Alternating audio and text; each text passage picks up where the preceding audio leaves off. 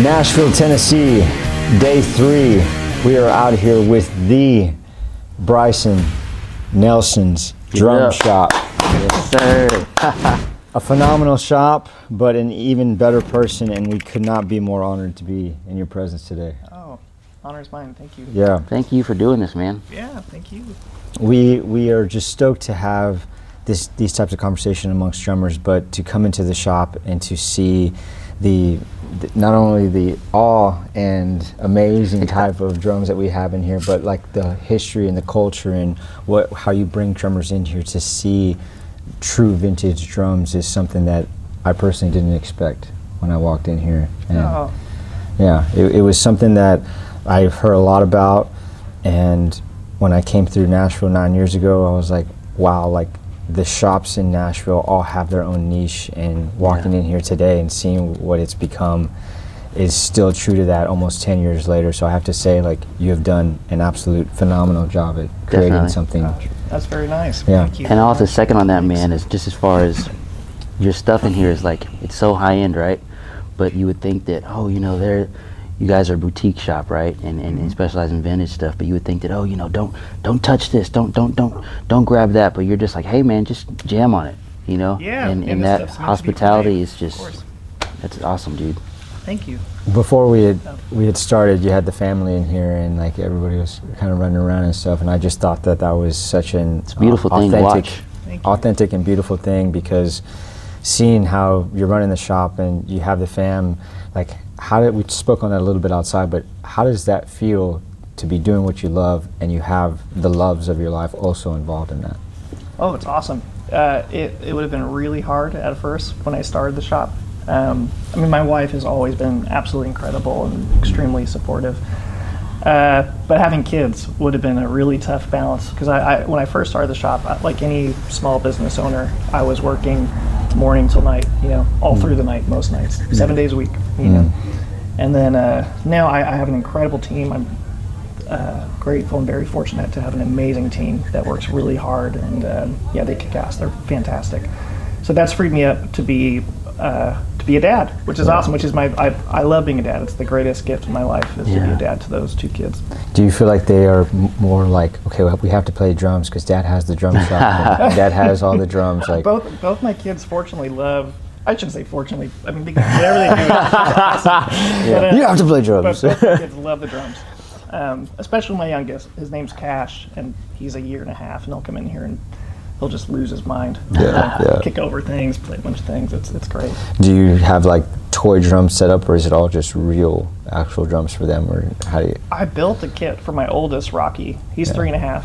I built him a little hodgepodge vintage kit. It's the cutest little thing you've ever seen. It has like a little bass drum that's 16 inches that was cut down, little slinger-on bass drum, and it has an 11-inch rack tom that's a WFL. It's all hodgepodge. That's cool. And it has another WFL rack tom that's used as a floor tom. That was it was a total beat one, and it sounds great, but I drilled some legs into it, and I surprised him with that for Christmas 2 years ago. Wow, that's awesome. He loves it. He doesn't play as long as Cash, but he'll play.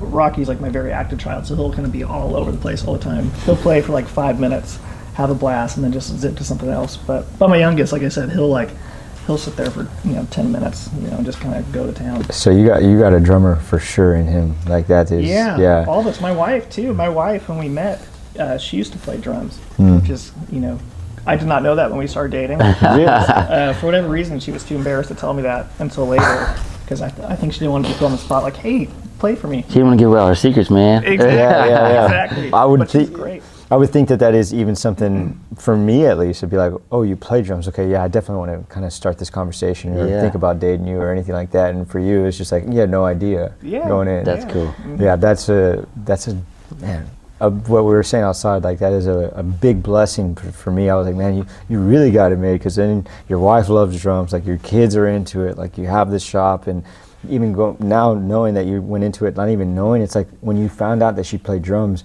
what went through your mind, and like how did that feel? That's a great question. I mean, I thought it was super cool. She did end up eventually playing for me, and like just great pocket player, which is really cool. But she kind of moved on before we started dating. So when from drums, she moved on from drums before we started dating. So it wasn't as much a part of her life at that point, Yeah. you know. But she understood it more, so like she still enjoyed talking about it. So when I started doing this, she loved it, you know. And for her, she's like, vintage drums, like they have such a cool aesthetic, you know. So she would love to pull them at home and decorate with them. They'd end up being like flower pots or like, you know, tables Love that. or whatever. So I gotta ask, is your Christmas tree a drum set? What's up with that? No, it's not. I think I've seen it done before. Yeah. I think more too oftentimes than not, I'll find any excuse to put drums in my house. Oh, yeah. Wherever and anywhere. Of course. And, you know, 10 drum kits, 40 something snares later, I'm like, okay, like they can't just be in the drum room. They have to be in the kitchen. They have to be in the living room. They have to be everywhere. And once I finally had my own house when I first moved out, I was like, my first rule was I want drums in every single room. Yeah. And but aesthetically, in an aesthetically pleasing way, you know, Yeah, not just of course. blatantly in the way walking through it, because it kind of was like that for a second. But I had put like all of the bongos and the congas above the kitchen where there was shelving, empty shelving up there, typically where there was nothing up there. So I was like, cool, I can kind of really decorate it well, and then put like this 70s red acrylic Ludwig in the corner with like some LEDs and, you know, things like that. I like the way you have this shop set up too. Was it originally your plan to kind of go in this direction, or do you change it around? This changes every week. Oh, wow. And it depends on our inventory. Like when we moved into here, we moved to this shop 3 years ago, and we had, I don't know, like maybe a fifth of the inventory that we do now. So it kind of had more of a traditional setup. We used to have like kits set up everywhere, and they would take up the whole floor, which is awesome. Yeah. Get a little crazy when it got busy, you know, especially if like 8 people were playing at the same time. Then just a lot of noise. Yeah. But it always fluctuates. Like right now we have kind of an overflow of kits. I have like another 70 drum kits in storage right now, which is nuts. I just bought a big collection of stuff. So as we just keep filtering in stuff, but we don't really have the space for it. So the layout, it's just like right now this layout feels like the best layout for just fitting as much stuff as we possibly can. I think so. You know? Yeah. But typically we have more kits set up. Like to only have 5 kits set up is a bit more of a rarity for us. No, I think it's great. I mean, especially when you're looking at the different shops, and we'll even talk about it, like being around town, and like those that are from Nashville and are used to having to go here or there, wherever they're at in their geographic location. Like what I've loved to learn about the different shops in Nashville throughout the 10 years from when I first came to now is it's still that vibe of like there's no competition, everybody has their own niche, and you come in and you enjoy the people almost, but more than you enjoy the drums. Yeah. Totally. Yeah. Absolutely. Yeah, and I think you nailed it. I think everyone does their own thing, which is really cool. Like Forks has been around for, I don't want to quote the years, I want to say like 40 years. And they're awesome. The guy that runs it now, well, Steve Maxwell's the owner and he's great. But who runs it is a guy named Danny. And he's just the coolest dude on the planet. Like very community driven guy, very kind, no ego, no competition. I knew Andy. Andy and I used to share a building for a short time. Oh, wow. When we first started, I hit up Andy. Like, we became friends and hit him up. I was like, hey, man, do you want to kind of start this together? And, like, I'll put him some drums. And he was doing parts repairs, and he was building drums at the time as well. So we kind of shared a shop for a couple of years.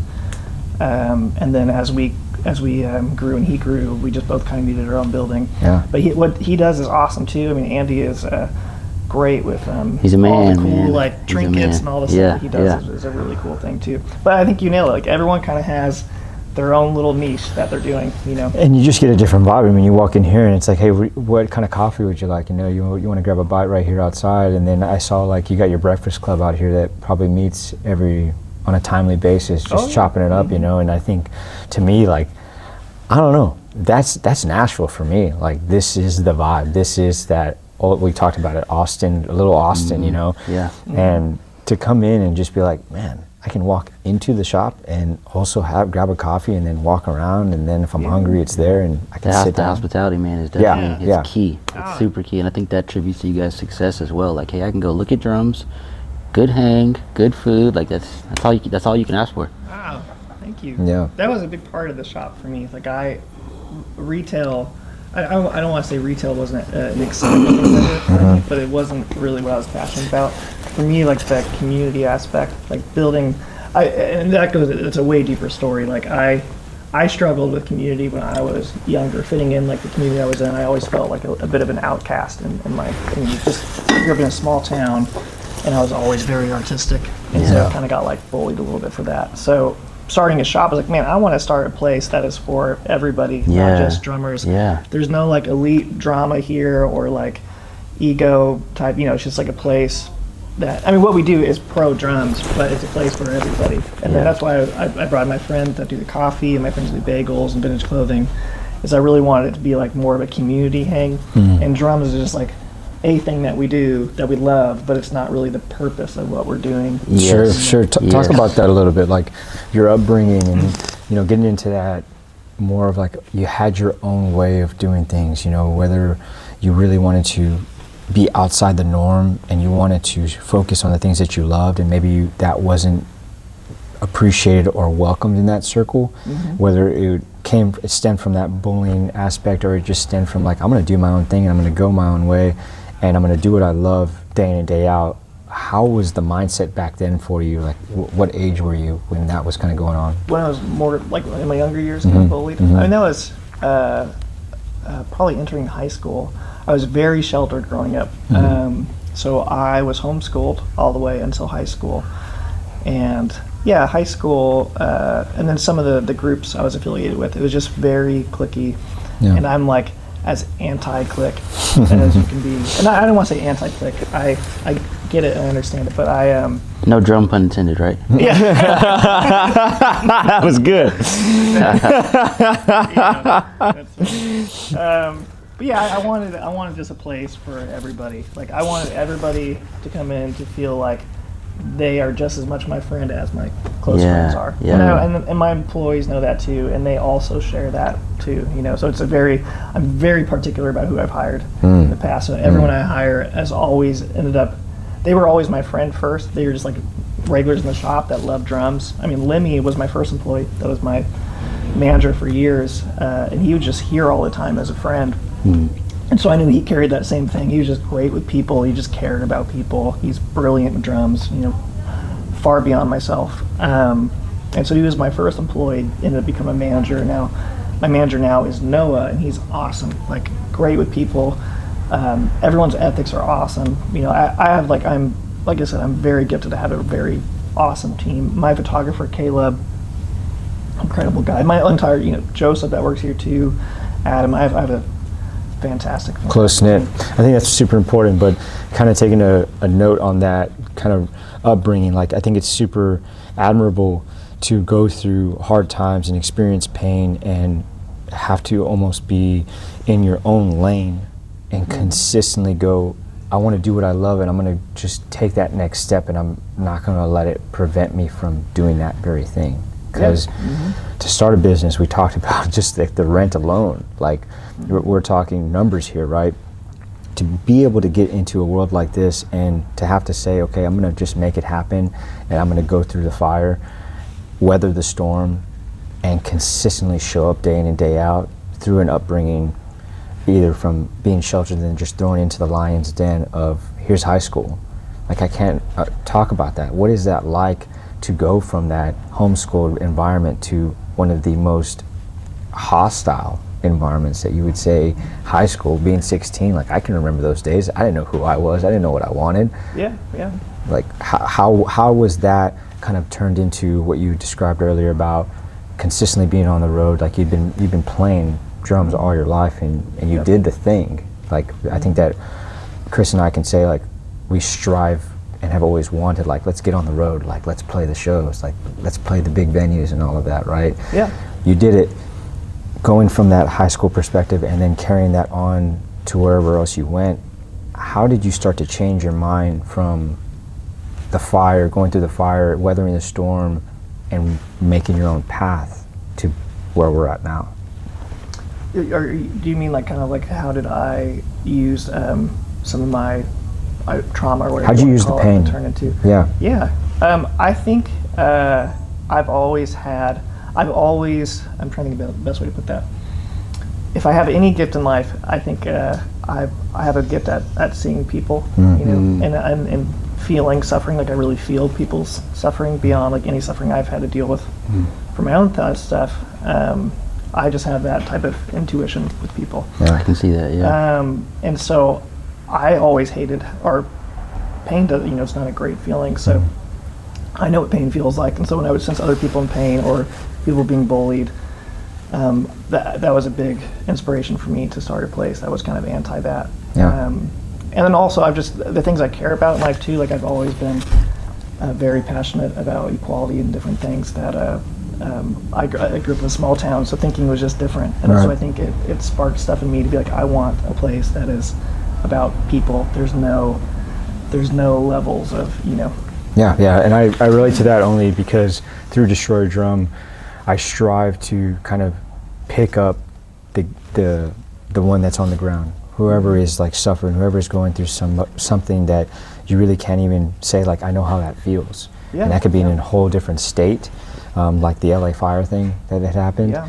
And I have friends that lost houses in that. Yeah. I was really big on that. I was really keen on standing up for like my people, the people that had been with Destroy since day one, who were customers who had reached out and said, yeah, we're going through it right now, or hey, I placed an order and I can't get it delivered. And that was a very big deal to me because I was like, I don't care about the shirt, man. Like, how are you doing? I'll send you another shirt. Like, whatever, of course. And then us putting together a tea to raise proceeds, and I think that's what's missing, to be honest with you, in the big corporate worlds of manufacturing, is looking out for your fellow man, like picking up the person that is the underdog, or the person that's just going through it, or is your neighbor. If you see somebody going through it and they need help, like, and you have the ability to help them, like, do it, because they're not just a customer. They're not just somebody who supports you. Like, they're a human being. Yeah. And I think Chris can start talking on this about like the whole thing about Behind the Kick, where we started looking at who literally is behind the kick. We love doing rig rundowns. We'll give them all the drum information for those guys that want the specs and everything like that. But we really try to see if the character matches the chops, and having a shop like this and just everything, the first impression with the family and the way that you run it, to me is just the epitome of like that, what an American dream should look like. Oh, that's very nice. Because it's real.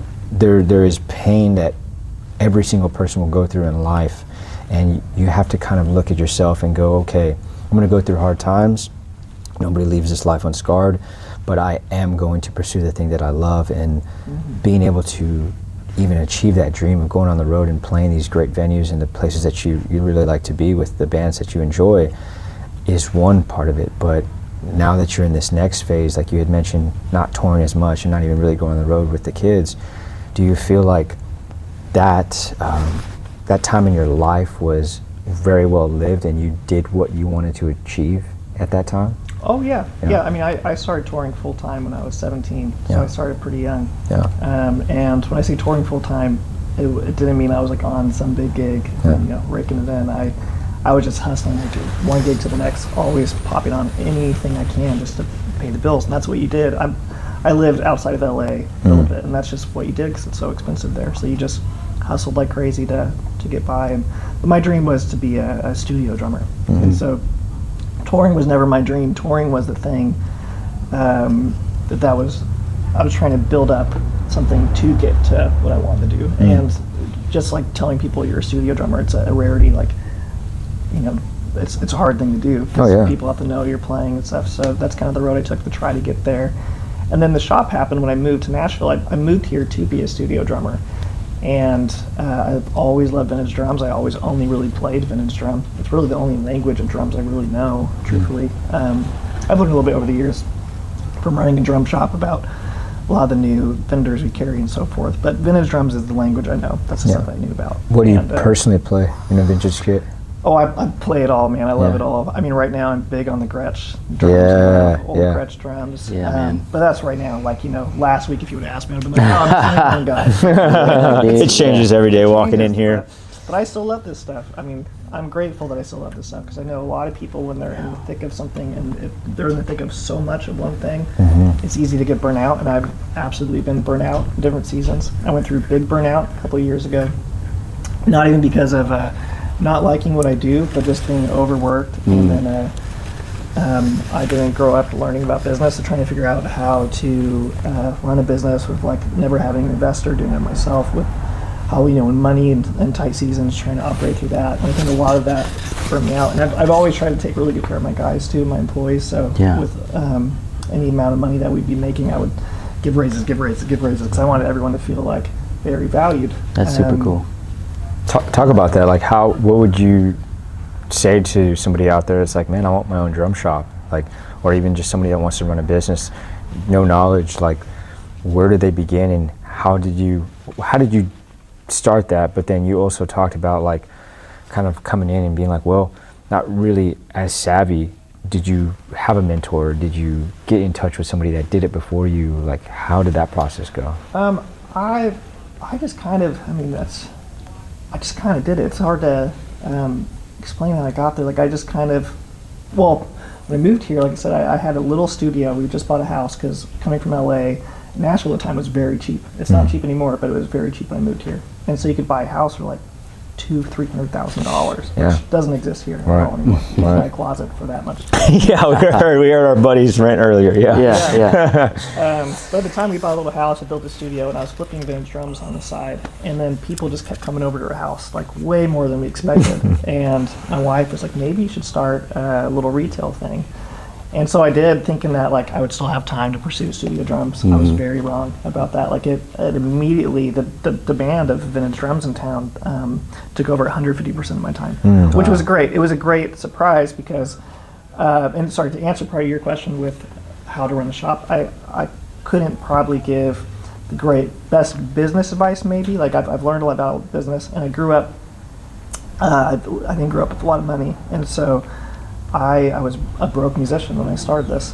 I just kind of, took I did what I felt like I needed to do to survive. So I, hustle one drum at a time, a broke budget, eating whatever I had to eat, ramen, cheap, whatever. Yeah. But like what most musicians do that are trying to do, I did the same approach with the drum shop. So I didn't go like the investor route. And we've had plenty over the years, plenty of investors that have wanted to invest into our shop, but just hasn't felt right. Right. I feel that, because like even just jumping into a business, it's one of those things where you kind of don't look around and try to say like, how do I do this? It's just like, I just love it and I'm just going to do it. Like, and totally. Sometimes that ends up really working out, because you find a way. Yeah. You find a way, whatever you're going through and whatever stumbling blocks you have in front of you, you're just like, I'm going to get this taken care of. Yeah, and there's different motivations for anybody. So I think anybody that would want to start a drum shop, I think for me, if I had any advice at all, it would be like, what are your motivations for the shop? Because for me, my motivation wasn't to have a retail store. That was my end goal. Like I was saying earlier, my motivation was, I love people more than I love drums. Like, it's a very genuine statement. I've always just I've always felt very in tune with people. Yeah, that's almost. Drums is what I do, and I love it. I love drums. I love playing drums. It like feeds my soul more than most things do in life. Right. But it wasn't really the driving thing. It was just like, this thing, it's a beautiful thing that I love. It helps provide for a bigger picture for me. And then now that I have kids, of course, like, I'm very grateful now having kids. I would not have been able to have kids early on, but having 7 years into this thing, now it provides for my family. And that's kind of like, for me, money has never been, and that's sincere, money's never been a motivation for me. I don't really care about money. Yeah. I want enough money to take care of my family, provide for my family, to do something cool that I'm proud of for the community, and then that is so much more contentment to me than making a bunch of money to do whatever people do with a lot of money. I think Chris can talk well on that, because he just lost a really good job while we were on this trip, and it's all good, man. As a drummer and as somebody that I can just say, like, his heart, I can play drums, I know how to play drums, but I cannot teach drums. That's an entirely different art within itself. Absolutely. And he can teach very well. and to lose that while we were out here through a big corporation was a bit of a shock. But it's one of those things where you love people more than you love drums type of thing. And so he can teach anybody. He teaches kids for the most part. Awesome, and he can talk on that, because when you get to that point where you love people more than the thing that you're doing, and you also, I relate to that whole, like, yeah, man, money thing. Like, even I can say it on camera, like, I've never taken a dime out of Destroy to pay myself personally in 9 years. So to do that, I said, okay, I am going to have my other side hustles so I can live and eat and do the normal things that I need for life. But I'm going to care about the people that love this as almost as much as I do, and take care of them first, and do everything that I can at the highest quality and standard that it possibly can be. But I'll toss it to Chris on that, about caring about people more than even drums itself, because his whole story is about that pretty much. You want to take the reins on that, Chris? Yeah, man, it really speaks to your character, because if you think about what is a vintage drum, right? A vintage drum is something that has been either played for years or developed a long time ago, right? And you don't know how that thing sounds until you play it, or you change heads or whatever. So you're taking a chance on, honestly, someone's character. And I think that's a big testament to you, is wanting to make this shop a thing for everybody, not just saying, hey, I sell drums, get out. Hey man, there's coffee here. You can come bring your kids. You can come get some food.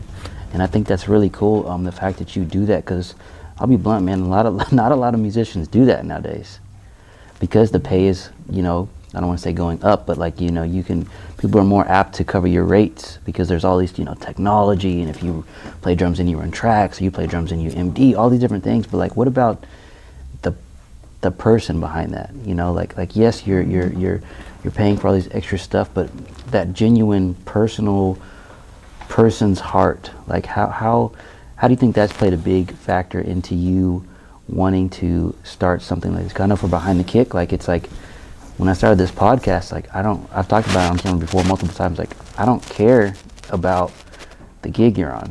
I don't care what artist you play for. I don't even care about what drums you play. You know, I care about the character. And as far as being an educator, like, I get joy out of watching a 4-year-old kid run around the store I was working at, and then their mom being like, oh, you know, who gives lessons? And I'm like, I give lessons here, and then taking them and sitting them on my lap and playing in front of them like that, and just seeing their face light up and be like, man, like, that's inspiring to me. Being on the road is great. Touring on the road is great, but impacting someone's life, like, that's forever, because the gigs, the footage of all the gigs, all that stuff is just, it doesn't compare to the joy of seeing someone's life change forever. And same thing with the concert. You know, yes, you could go to a concert, you can get filled up, you know, but that person they're not able to connect with those people like you are in a lesson, in a one-on-one face, sitting here looking at you playing. So what's the connection between you and vintage drums with that? That's a great question. That's beautiful too. I like that. Yeah, I mean, vintage drums, let's see, how do I answer that? Vintage drums, I got into because all my heroes really were playing vintage drums. Like, growing up, watching I love old music. Who are some of the cats? I love Johnny Cash, Elvis, Al Green, Curtis Mayfield. Curtis Mayfield. Mayfield. Washington. Like, I love older music, you know. Yeah. Really like a lot of the 40s through the 70s stuff. Yeah. It tends to be my favorite. You got that vibe going Little on. Richard. Yeah. It's my favorite. But I mean, of course, those cats, because it was that time, were all playing these drums, you know. And then even with later music, like, and some of my closest friends now, but they still are my heroes, been my heroes for years, like Jay Bellerose, Matt Chamberlain. Yes, Matt's killing. Those are my two favorite drummers growing up. Now they're two of my best friends in the whole world. That's awesome. But I mean, those cats were always playing old drums. Yeah. And I thought it was super cool, you know. Aaron Sterling or you know, Steve Jordan. They always played old kits. Yeah. So that's kind of what I got into, because my heroes were into it. Yeah.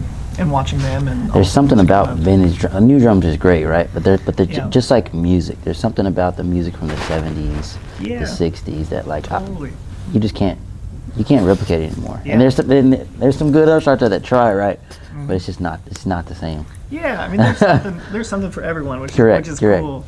You know, and vintage drums are not for everyone. No. either. And they like, I mean, you could use these kits on new. I mean, people use these in studios all the time. Yeah. For like On the big pop road music sometimes, or whatever. yeah. You know, so it's not technically just for old No. music. But that's why I got into vintage drums. People like my love for people was like a whole other. I don't want to call it not a mission, but it's like that's just who I am. Yeah. And so That's in your heart, man. With the drums was just kind of like a natural, organic thing that happened, you know. Yeah. I was a photographer too when I started this, so taking photos of like drums was always really fun. So, I mean, it started as an online shop before I moved into retail. I never did think I would go into a retail shop because I really was not even. I didn't really know a lot of drum shops before I started a drum shop. I would go to a shop called Revival Drum Shop in Portland whenever I toured through Portland, and I loved that place. And then same thing with Pro Drum Shop in Los Angeles. When I lived outside of Los Angeles, I would go there, and I always liked seeing the old drums there too. But I was never even really the person on tour that was looking for drum shops either. Like I was definitely the person on tour that would like find some small hole-in-the-wall coffee shop and go read a book. Yeah. Or, you know, like that was more a little bit my vibe. Yeah. The organ So it shop. was interesting that like I started a drum shop, like it wasn't what I thought I'd be doing, but I love this, and I'm so grateful that I did do it because I'm very much a hermit. I love being at home. I'm so glad that I don't. Touring is a blast, but I'm so glad that I don't tour anymore. Yeah. I love having kids and a wife and a family life.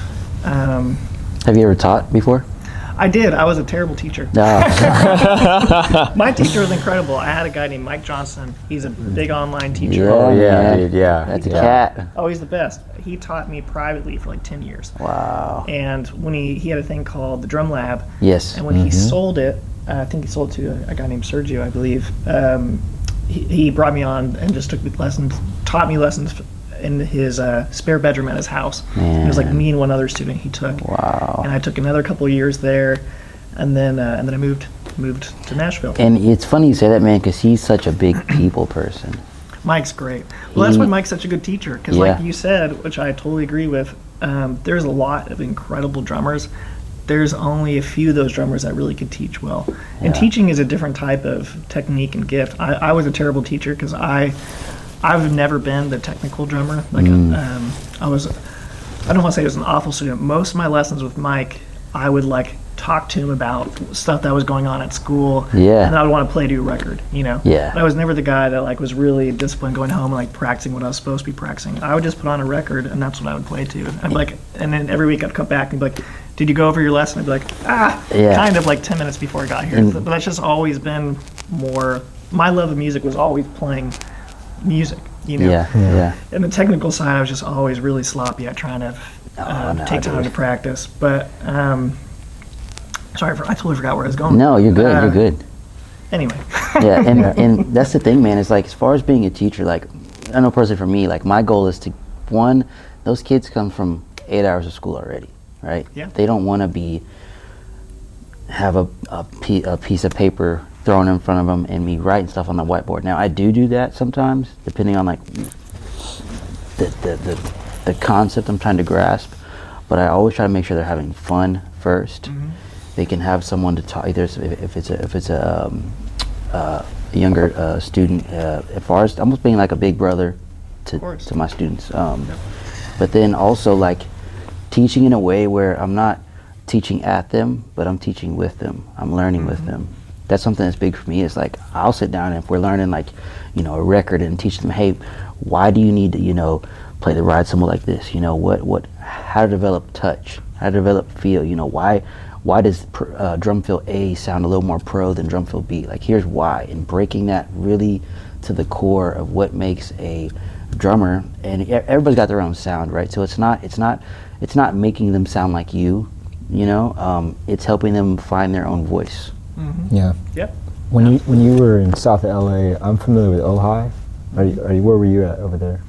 I was in Long Beach for some time. Okay. I was in Dana Point for some time in Irvine. as Okay. well. Yeah, for sure. Pretty close. Yeah. I think even going out there, I've been out there a few times, and we talked about it, Chris and I. It's like that's a total different cut.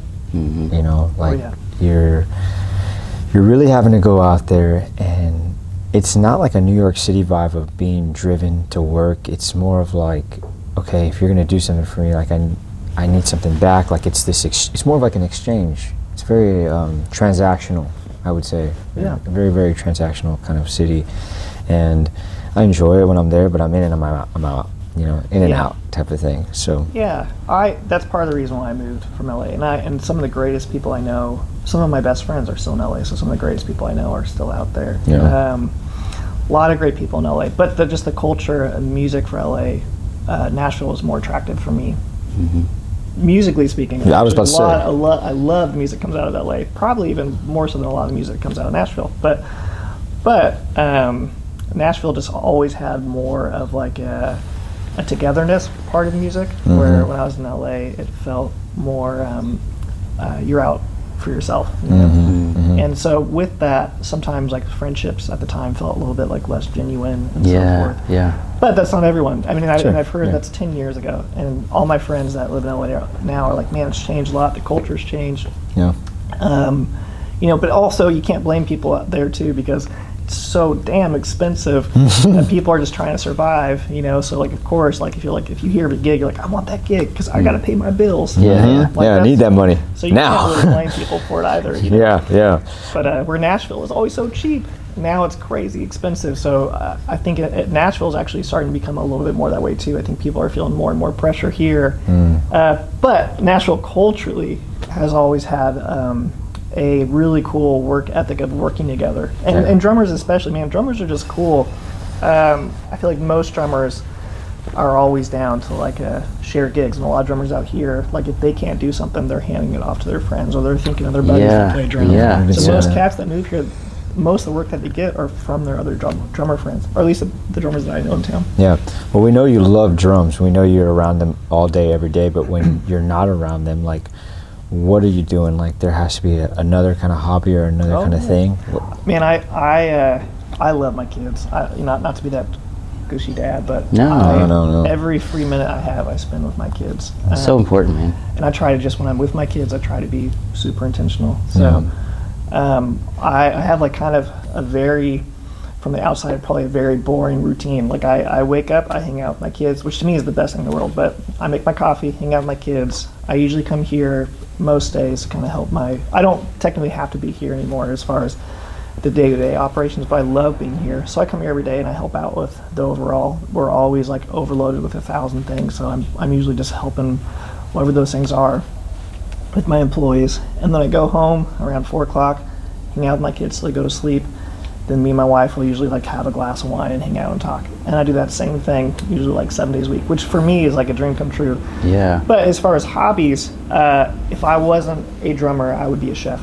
I love to cook. Talk about that, dude. Yeah. To cook. I want to hear about that. I'm like a C- cook. I'm an okay cook compared to actual chefs. You know, like so it's not something that like if you taste my food, like this is the best we've ever had. I make really good salsa. Like Oh man, We were talking about that yesterday. Come on, man. Yeah. We need that. I love Japanese food's my favorite. Okay. Anything that real. You been to Japan?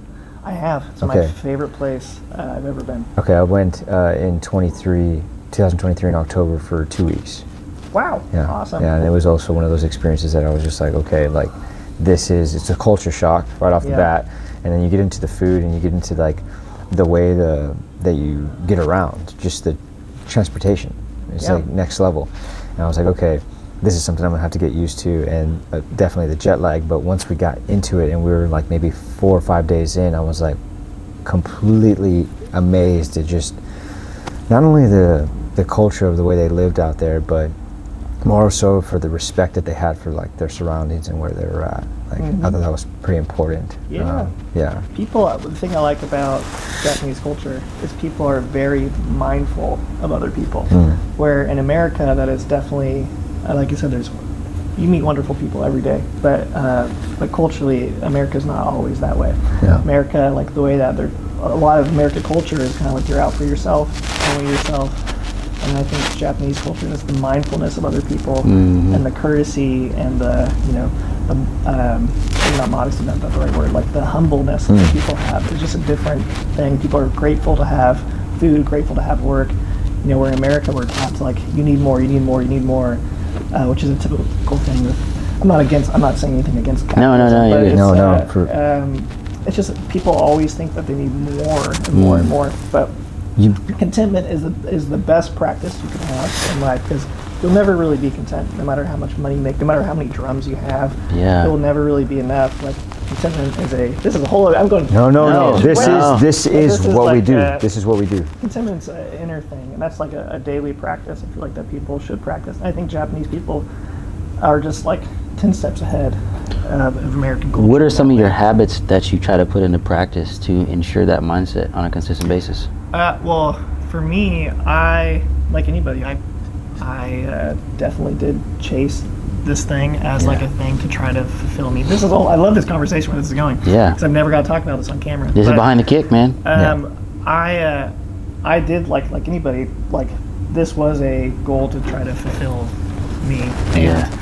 And the more successful things got, the more successful the shop got, and the more like all my heroes were becoming my best friends. Like, I still never got a fulfilled. I mean, it was a very exciting thing. I'm not like downplaying that. But it never felt like, oh, I'm content now. Yeah. And I think I had a bit of a very early midlife crisis, like 3 years ago. Yeah. When we had my firstborn, Rocky. Best thing in my life is that moment, having a kid. But I was dead broke. Wow. The shop, I was just hustling my ass off just to feed my employees here, just to keep them a job. Yeah. What was that like mentally going through that?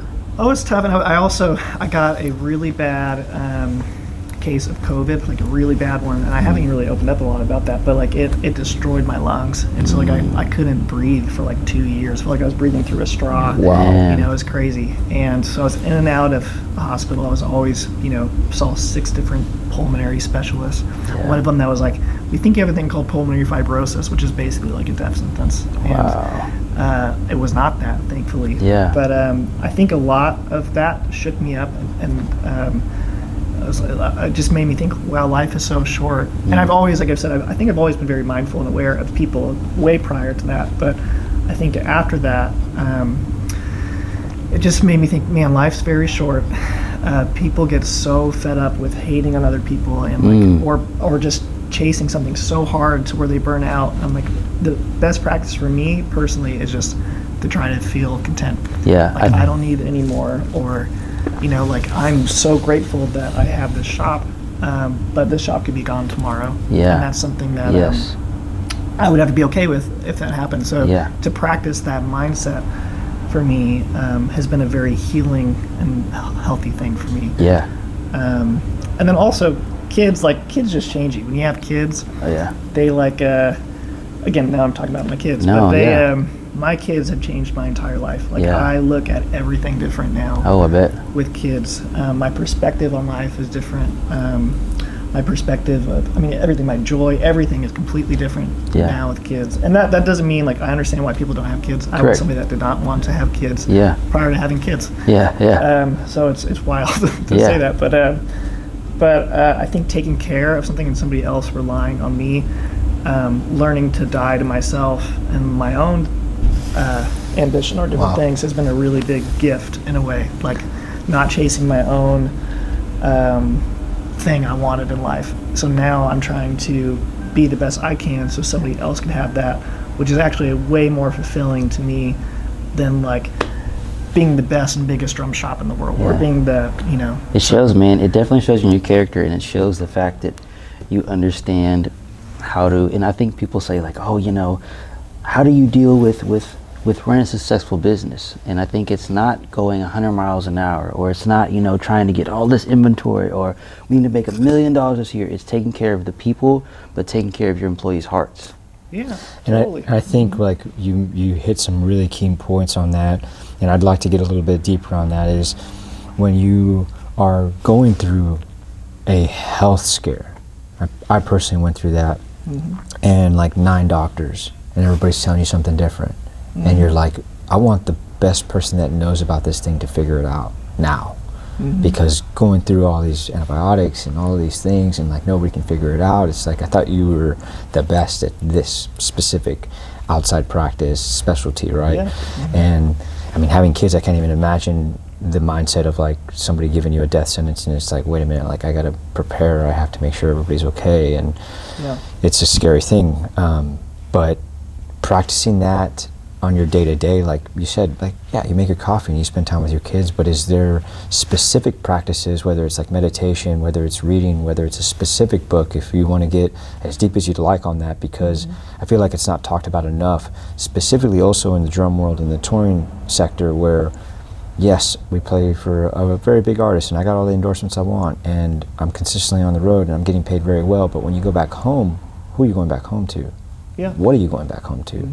And that other ambition of more and more and more. That's been a common theme recently in some of these past episodes, where it's, I want mine, I want to get mine, I'm going to get mine, I'm going to do whatever I can to get mine. Yeah. That corporate, like you said before, that corporate America type of mindset, very capitalism.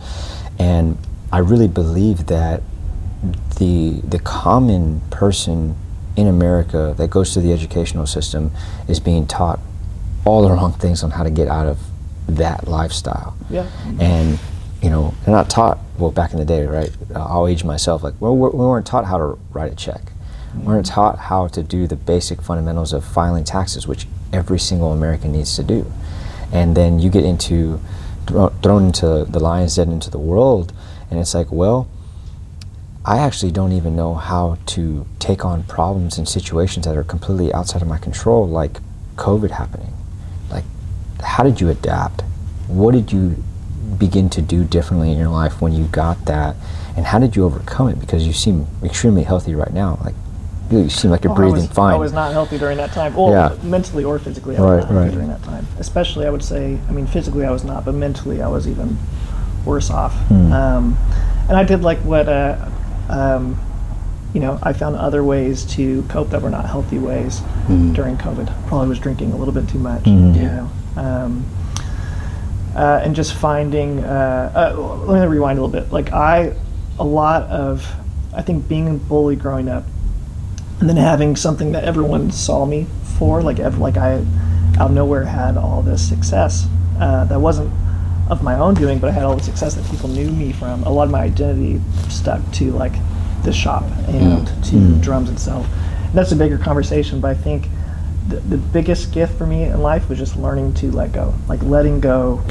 Not letting go in a giving up, because I still work my ass off. I still work really hard. I'm grateful to have a job, but letting go of like having this be wrapped up around my identity, because all that does for people is makes them insecure. It makes people feel like they're not enough, and it makes people very fickle as far as like their daily image of themselves. Because if like this is why I'm off social media. I don't do social media anymore, and social media is a beautiful gift. And that's not true. I will go on there to look at some of my friends sometimes and try to like cheer on my friends, and then I'm off. So I probably realistically spend maybe 10 minutes a week on social media. I usually go see what we're posting.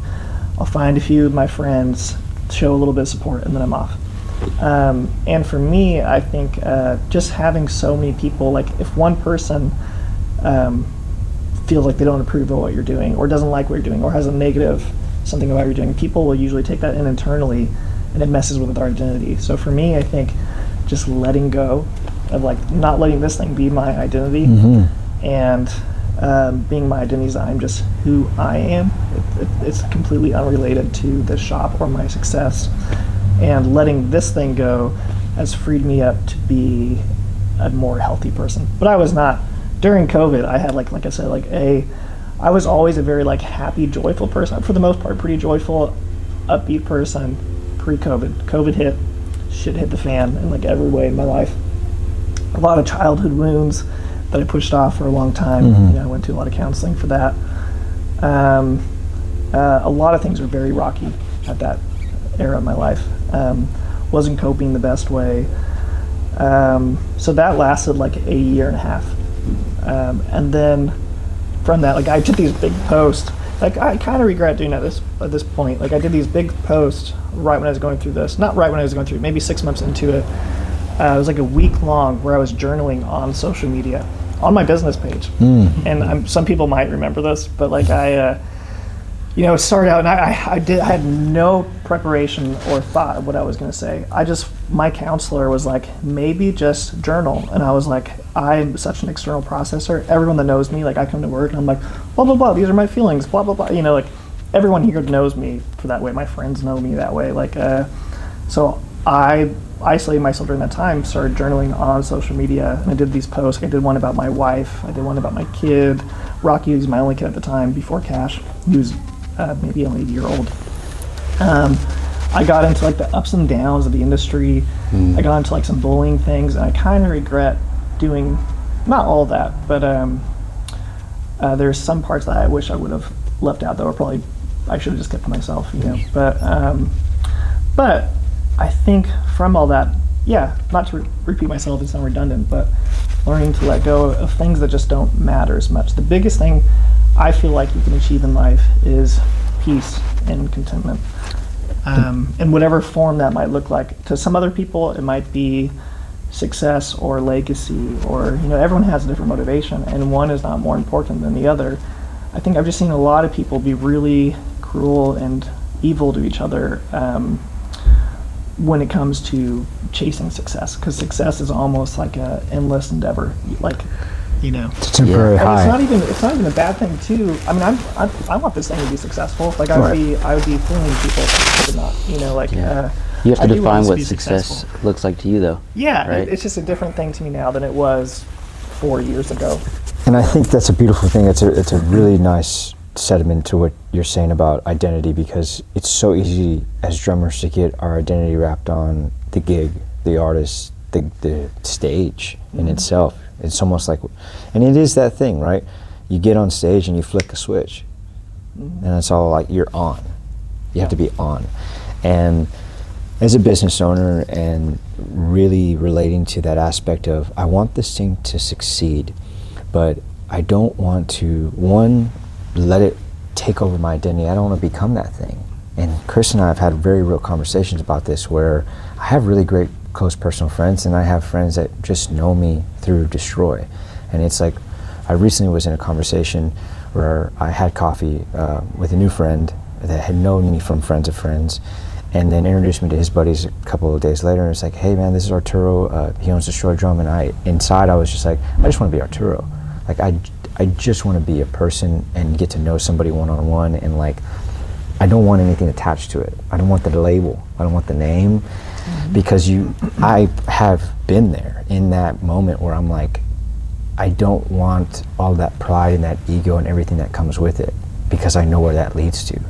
And separating yourself from that identity, does it for you, does it take that mindfulness on a day-to-day? Is it in specific books or meditation, or is it kind of just being in that present moment with your kids, and you're like, hey, I've quite literally, I'm breathing now, right? Like you're breathing fully. You're not limited to that anymore. How is that? What does that look like? Because I think even in the journaling aspect, there is freedom in that. And I've experienced that personally running the Destroy Drum Instagram. It's like, I want to talk about how a local t-shirt company can step up to the plate and donate proceeds, and what little proceeds that it is, but be there for their fellow neighbor. But we're lacking that in multi-million-dollar corporations that are there in their literal backyard. And I won't drop names, but I will say that when it came to venting and putting that out there, I was very strong with those words about, next time you sit behind your drums and you see who you're playing and what you're investing in, ask yourself, where were they when the shit hit the fan? Because you have to know that in this day and age of 2025 in corporate America, they're still teaching that I'm going to get mine. I got to go out there and get mine. And I think there needs to be an awakening amongst even just drummers in themselves getting wrapped up in that identity, and then amongst corporations, because we're losing that human element of, hey, like, be there for somebody without expecting anything in return. Yeah. Like, so going back to the mindfulness thing and then separating yourself from the identity, in that day-to-day, is it the present moment with the kids? Is it practicing something very specific in a skill set that is way beyond drums, like what brings you back into that centeredness? That's a great question. That might be like if I gave you the full answer, it might be like a 2-hour answer. We're doing a part 2. Yeah, we're Part 2. yeah, because I know we gotta wrap up here soon, but no. No, and I would be happy to talk about it. I mean, it's just I'm trying to think about how to condense, like, the last 33 years of my life, because a lot of that is I was raised. I have a beautiful family and beautiful parents, and they're very loving parents. But I was raised a little bit more religious and kind of broke away from some of that later in life, and I felt very wounded by some of the, not even overall culture of what I was in, but just very hurt by a lot of that stuff. So I think I wanted to use that pain and some of the teachings I learned from that, and the beautiful teachings of what I learned from that, and try to apply those in normal life. And I think it wasn't probably till I was like healthy enough myself to really take the things I did think from that, even though I don't agree with everything. People, because it's such a hurting world and there's so much gross shit that happens. Sorry, I don't know if it's cussing. I didn't mean You're to. good. You're good. So much gross stuff that happens in the world. Like, I think the more people can show kindness and grace to each other, even if you disagree with someone, then there's actually a platform to then learn from each other, and to, like, if you are, say, right in something, the only way this person that disagrees with you, that might have kind of like an ugly or gross opinion on a big topic in life, I feel like the best thing is approach. Like, your approach with that person could be conversation. And then maybe they could see, oh, they have a point of why. I'm trying to think about, like, trying to be very vague, because there's like certain topics. I mean, like growing up, I'll say this: growing up. Religious, it was very, like, I don't want to say anti, but it was against certain types of people, like specifically like a lot of gay people and different things. So I think growing up, I've always had connected more with those groups, and been like, I want to be somebody for these people that a lot of people are bullied. For anybody that, like, have been bullied, or people are afraid of what is different than themselves. And so how to break down that wall, and I feel like the biggest thing is people are lacking understanding, and the more you can, because we're all human, we all actually have way more similarities than we do differences, but people like to choose the things like, well, this person votes red, this person votes blue, this person is this person that, and there's a lot of things from that, like, are maybe not the greatest things to put out in the world, but everyone, I think, has a good core for the most part, Definitely. And so I feel like if you can be more human with somebody, maybe the things that you believe that are good can wear off onto them, and then with that endeavor, maybe the world could be a little bit more kind. The world could be a little bit more loving. Like, a lot of these opinions that people have that might be hurtful to other people, maybe they could learn to let those die a little bit more. Yeah, absolutely. And I think that's a beautiful way to kind of close out into maybe part 2 later on, because that's no, because that in itself is a conversation I want to have, because it is reality. Like, I'm sorry, but there is no red or blue. Like, you're just angry about the differences that you have in your heart. And at the end of the day, just being a regular old human being, like, I'm sorry, but you're being sold into this systematic way of thinking that you have to hate somebody because they believe in something different than you, and you're being sold an idea that you have to think differently.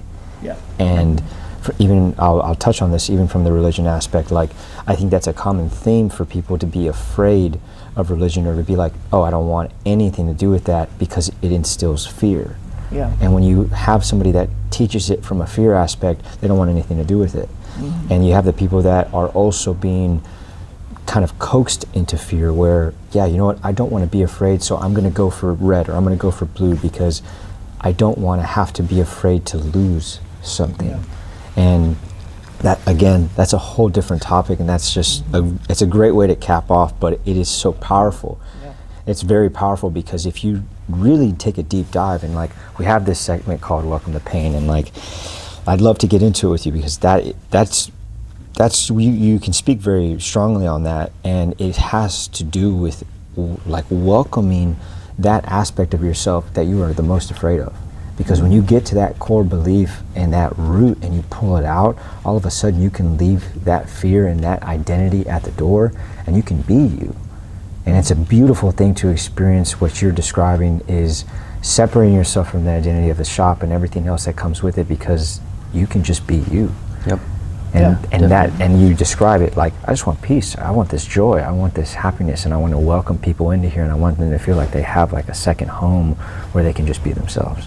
Yeah. And I think that's a beautiful thing. So definitely, man. I want to say thank you. Me and Arturo both want to say thank you. Yeah, thank you, thank you. Josh, Thank you. hair director. We Oh, want to say thank you so thank much you. for letting us to get to know the business owner, the dad, the husband, but really the person behind the kick. yeah, Oh, appreciate I it. Bryson. appreciate it. Thank you. Thanks for having Guys, we're wrapping up here. It's been day 3, and we are in the morning, early hours, so getting some coffee in, and we're enjoying our time out here. But so long for now. Thanks for tuning in. We'll see y'all soon.